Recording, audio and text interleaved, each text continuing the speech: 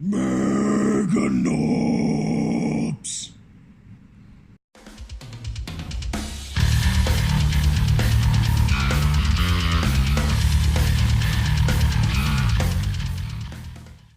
Alright, so as you can tell, today we're going to talk about the Meganobs. I just started painting my unit, and so I thought I would show you guys my first work in progress on the Meganob unit here. So let's take a look in the book, Rainbow, on what they can do. Okay, so let's take a look here. We've only got a 4-inch movement, our standard weapon skill of a 3, ballistic skill 5, nothing new there. Strength 5, which is kind of nice. Tough 4, 3 wounds, 3 attacks. Leadership 7 on the boss knob and 6 on the regular Meganob, and they both have a 2-up save. You can have a minimum of 3 in a unit or a unit of up to 10. So the potential here, depending on how you kit these guys out, they can be kind of a good can opener. So let's take a look at those. Alright, so let's take a look at the options here, and then we'll go into what we can actually use. So, war gear options. Any model may replace its custom shooter and power claw with 2 kill saws. Now, this part right here is important because you cannot take a single kill saw, unfortunately. I wish you could. If you could, that's probably the way I would run it, and we'll get into why in a minute. So if you're going to take kill saws, you have to take 2. You have to give up both your gun and your power claw. Now, any model may replace its custom shooter with a combi weapon with Scorcha or a combi weapon with rocket launcher. So that's a nice option, gives you quite a bit of versatility. Gives you some more rockets in your army if you want that. Scorches are really nice, but they're very expensive on points, and it's only 8-inch range, so it's very situational. But in the right situation, they are fantastic. So let's go into those weapons. Starting at the top, the combi weapon with rocket launcher. Now, it's a standard rocket launcher, so 24-inch range. You've got just 1 shot, strength 8, minus 2 AP with 3 damage. They're consistent. They're orc reliable. So, yeah, straight 3 damage. That's a big fan. And you can also just have the shooter option on there, which is just assault 2 for strength 4, no AP, 1 shot, just like any other regular shooter.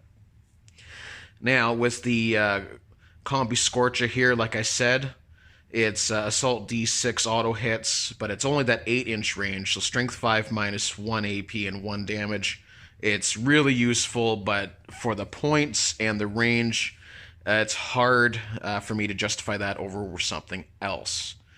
Now, if you do the way that mine are kitted out, all of mine have power claws and custom shooters. So, a custom shooter is 18-inch range with 4 shots, 401. So, really decent shooting, actually. 4 shots from a single guy like that, not too bad. It's only strength 4, but you're going to be wanting to target these at a softer target anyway. So, and then with the way mine are, they've got the power claw. Nothing new here. We all know this. Times 2, minus 3, D3. So strength 10 attacks, you're going to be subtracting 1. So all Meganobs in melee are going to be hitting on 4. Unless you can buff him with some sort of knob with wall banner. Other than that, yeah, you're stuck on hitting on 4s. But when we go through this here, with the power claw, gets you 3 attacks per guy. So in a unit of 3, that's 9 power claw attacks. Now, if we move into the kill saw territory, remember you have to take both. Now, when attacking with this weapon, subtract 1. Yep. If a model is armed with 2 kill saws, add 1 to its attack characteristic. So if all 3 of your Meganobs here have dual kill saw, which is the way I would prefer to run mine, but the way I got mine is all custom shooters and power claws, so there we go. But that would give you 12 attacks at strength 10, minus 4 AP, and a flat 2 damage. So the damage is 100% consistent. The minus 4 is a big deal too. You're basically going to be needing an invul save, unless you've got a 2-up save on something. But they're going to need basically an invul save most of the time to be able to try to save that, and that is fantastic. Now, we also have stick bombs. I don't see a point really with these. I would rather just shoot with my regular gun. But strength 3, D6 shots, no AP 1 damage. Again, nothing new there. I don't see the point very much of using those, unless it's just for a laugh. But our abilities here, here we go, Mob Rule and Daka Daka Daka. So they have the infantry keyword, so that's pretty standard across the board there. But something neat about their abilities here is the Keep in Order. It's roll a d6 for each time the flee from a clan unit that is within 3 inches of any friendly clan units with this ability. Then the morale test is taken. On a 6, the model does not flee. So basically, you run away, roll a dice. On a 6, your guy stays. Awesome. That's super cool. So that kind of helps a little bit of the resilience in there. Because if you're taking a larger unit, then it's going to be a lot easier for you to start losing models if you get hammered down really hard. And then morale could be a factor, because our morale in Orc Society is pretty garbage. So it is what it is in that regard. But overall, the Meganovs being able to have a 2-up save is a kind of a big deal for orcs here, because really there's hardly not much in our codex that has this nice save. And a 3 wounds apiece is pretty decent as well. So there can be a pretty hard-hitting unit. You could throw up to 6 of them in a truck. Because of the mega armor, they take 2 capacity in a vehicle. So you could fit 6 in a truck, boot them up board, and hopefully get close enough so on turn 2 you can get out and move, or get in charging range basically for turn 2.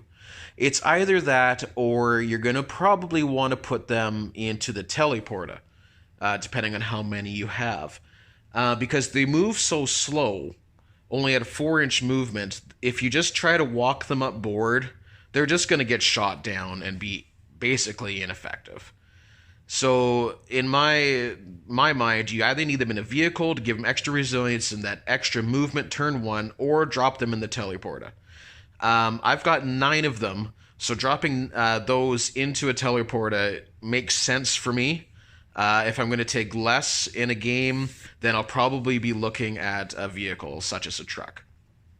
You could also, just for fun, I did this in one game, just at home with my kid, actually, because we wanted to see what would happen.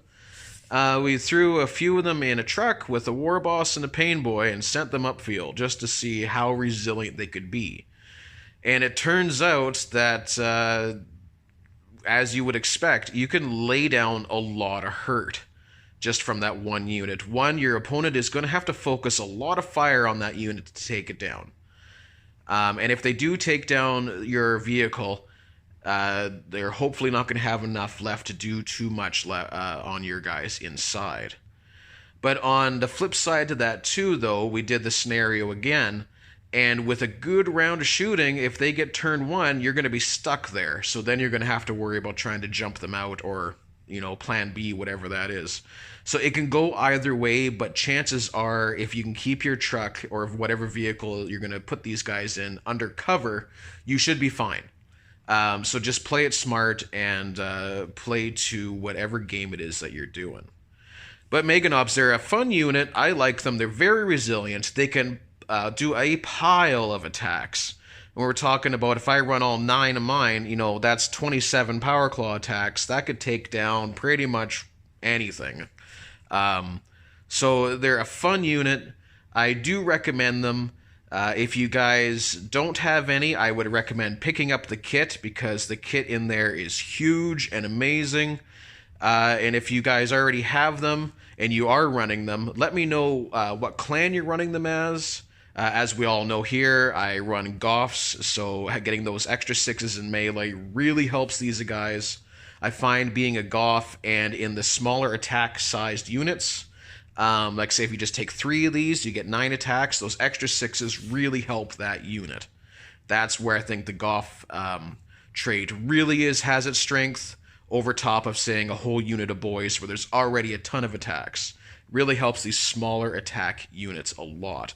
But let me know how you guys run them, if you put them in vehicles, you teleport them, or you just foot slog them.